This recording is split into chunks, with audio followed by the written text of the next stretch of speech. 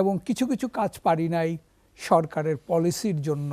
Corona গেল, ইউক্রেনের যুদ্ধ গেল, এখন আবার মিডল ইস্টে বিভিন্ন জায়গায় যেখানে কি সমস্যাগুলো হচ্ছে, আমাদের গ্যাসের দাম বাড়ালো, বিদ্যুতের দাম বাড়ালো 57%। এখন আমাদের শ্রমিকদের মজুরি বাড়ছে, কিন্তু আমাদেরকে তো দ্রব্যমূল্য আমরা বাড়াইতে পারতেছি না। মোহাম্মদ ফজলুল হক খন্দকার রুহুল আমিনের যে একটি ভয়, একটি শঙ্কা, বিশেষ করে এনবিআর এর ফাইল নিয়ে টান দিতে পারে, তার এই ভয় শঙ্কা তৈরি হয়েছে কেন? বা আগামী বাজেটও কি ঘাটতির বাজেট কিনা? ওই যে স্যার তো এই এনবিআর এর চেয়ারম্যান ছিল, ওনার থেকে অনেক কিছু শেখার আছে আমাদের। আগে হয়তো মুখ খুলে কথা বলতো না, এখন পুরানো ইতিহাস উনি বলে,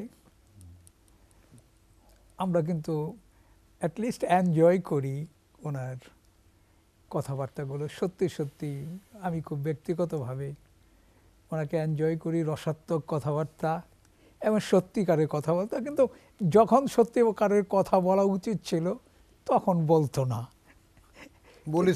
বলেছে কিন্তু বলেছি বলেই তো 15 মাস আগে চাকরি ছেড়ে দিয়ে চলে আসছে। ওটা মনে নাই তো? সরি স্যার, এই জন্য স্যার। হ্যাঁ, ওটা খেয়াল রাখেন। জি স্যার। 15টা মাস আগে সেক্রেটারির চাকরি কেউ ছাড়ে না। না স্যার, ওই চারটা ছাড়ে না স্যার, ওটা বলতে গিয়ে ছাড়তে এসে। তো স্যার আজকে যেভাবে আপনারা বললেন যে কেমন বাজেট চাই, আমি ব্যবসায়ী হিসাবে বলবো, আমাদেরকে একটা ব্যবসায়ী থেকে বাইর হওয়ার জন্য আমাদের একটা এক্সিট চাই।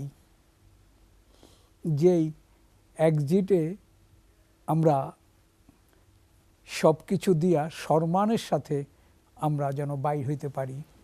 এই এক্সিট কিন্তু পৃথিবীর অনেক দেশেই আছে এক্সিট, কিন্তু বাংলাদেশে কেন হচ্ছে না?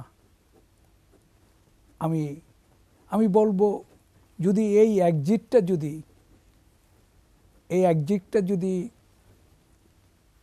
যদি সরকার যদি করে, অনেকেই খুশি হবে। আমি দুর্নীতিগ্রস্ত লোককে বলবো না, কিন্তু যারা আজকে এই লোন নিয়ে যারা নাকি আজকে ঘুম নষ্ট, ফ্যামিলির সাথে সম্পর্ক নষ্ট, সব সময় একটা আতঙ্ক, কিন্তু আমরা চেষ্টা করছি, আমরা পারি নাই, এবং কিছু কিছু কাজ পারি নাই সরকারের পলিসির জন্য।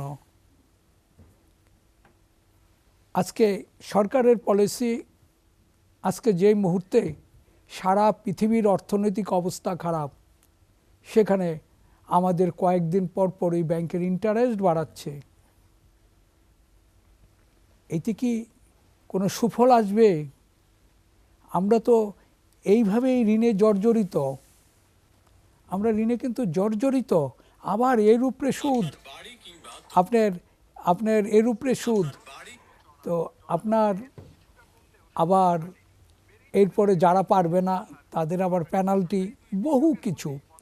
আবার আপনারা সবাই জানেন সেপ্টেম্বর থেকে নতুন আইন শুরু হবে। যারা 6 মাসের ভিতরে যারা ঋণ দিতে পারবে না তাদেরকেও এখন করবে, তাদেরকে ব্যবসায় বন্ধ করে দিবে, এরকম একটা অবস্থা। যে সুতরাং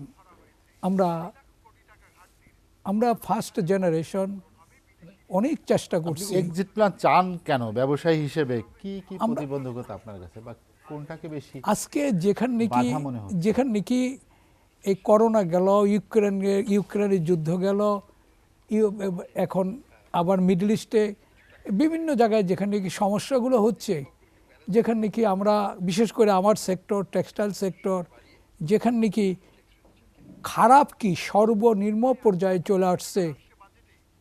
আমরা গ্যাস পাচ্ছি না, বিদ্যুৎ পাচ্ছি না, আমরা শুধু কান্নাই করে যাচ্ছি। সুতরাং যেহেতু আমরাই এর থেকে আমরা মুক্তি চাই, এটা পৃথিবীর অনেক দেশেই আছে, আমাদের ওই সুযোগটা দেখ। কেউ যদি না চালাইতে পারে তার ব্যবসা প্রতিষ্ঠান, তাহলে তারা দেউলিয়া ঘোষণা করে তারা তাদের ব্যবসা থেকে বাইর হয়ে যেতে পারে। কারণ এখন তো বাইর হয়ে গেলে তো আমাদের রক্ষা নাই, আমাদের বিভিন্ন রকম কেস, বিভিন্ন রকম পানিশমেন্টের মধ্যে আমাদের পড়ে যেতে হবে। তো স্যার তো দীর্ঘদিন ধরে এনবিআরে ছিল, কখনো হয়তো ভাবে নাই যে আমাদের যারা নাকি এই দেশে যাদের বড় কন্ট্রিবিউশন আছে, যেই কোনো কারণেই হোক আজকে তারা স্থবির হয়ে গেছে, তাহলে কেন এই এক্সিট পয়েন্টটা থাকবে না? আমরা কি জানতাম যে এই গ্যাস থাকবে না, বিদ্যুতের অভাব হবে? আমরা তো, আমাদের তো কেউ এই কথা বলে নাই, তাহলে তো আমরা বলতে পারতাম যে না, আমরা ইন্ডাস্ট্রি করব না। আমরা কি দাঁড়াচ্ছে, বিশেষ করে এই সেক্টরটা তো বিদেশের উপরে নির্ভর। এই নির্ভরতার ভিতরেও আমাদের কি হলো? আমাদের গ্যাসের দাম বাড়ালো, বিদ্যুতের দাম বাড়ালো, 57% এখন আমাদের আমাদের শ্রমিকদের মজুরি বাড়ছে, কিন্তু আমাদেরকে তো দ্রব্যমূল্য আমরা বাড়াইতে পারতেছি না। আমরা তো বলি আমরা এক্সপোর্ট করি, আপনারা ডলারটা ওপেন মার্কেট করেন, ওপেন করেন। আমাকে দিচ্ছে 109 টাকা 50 পয়সা, কার্ড মার্কেটে 123-24 টাকা পর্যন্ত যাচ্ছে। আপনারা ছেড়ে দেন। আমাদের তো এইভাবে যদি হাত পা বেঁধে যদি বলেন সাঁতার কাটতে, তাহলে কি আমরা পারবো? এইবার বাজেটে কি আসতেছে? বাজেট তো যা হওয়ার হয়েই গেছে।